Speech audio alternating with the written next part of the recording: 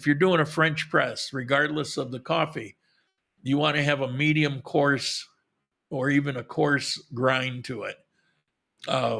If you do a mocha pot, you want to have a medium grind.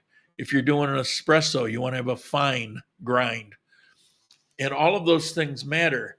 The grinder that you use, a lot of people, including myself, will use the blade grinder. The problem with the blade grinder is it pulverizes the coffee bean to a certain extent. So some of it will be the grind that you want, but there'll be a lot of powder or fines. So there'll just be a lot of very fine powder. And if that goes into your coffee, it does a few things. It muddies it up, first of all.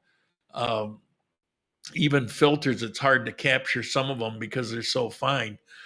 But it over extracts the coffee. And so you can get a bitterness that wouldn't have been there otherwise. Or you can just get it changes the flavor profile where if it's a delicious coffee, but if it's ground wrong, you taste it and say, well, I don't like this coffee. This isn't good. Well, you're drinking it in a way that it should never be prepared.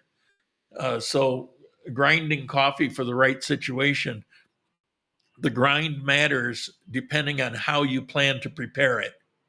So those things all matter. The temperature is another interesting thing. If you sit down and you have a bourbon rosado, pick any, and you drink it when it's hot, and then you go back a few minutes later when it's cooled down a little bit, tastes a little bit different than when it was hot. And if you let it cool down a little bit more, it tastes yet again a little bit different. As that temperature goes down, the taste changes. It's pretty fascinating. You kind of figure out where the sweet spot is. The absolute temperature of the extraction, I've never found that to be the best taste, but about 4 or 5 minutes into it, where that temperature drops a few degrees, that's where you're getting all that flavor. Then as it gets colder, it just, you can relate it to food.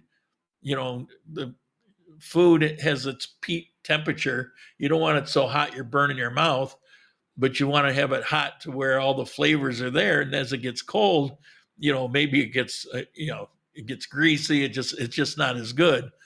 And coffee's no different than that. The more I learn about coffee, the more I realize how similar it is to wine. Yeah.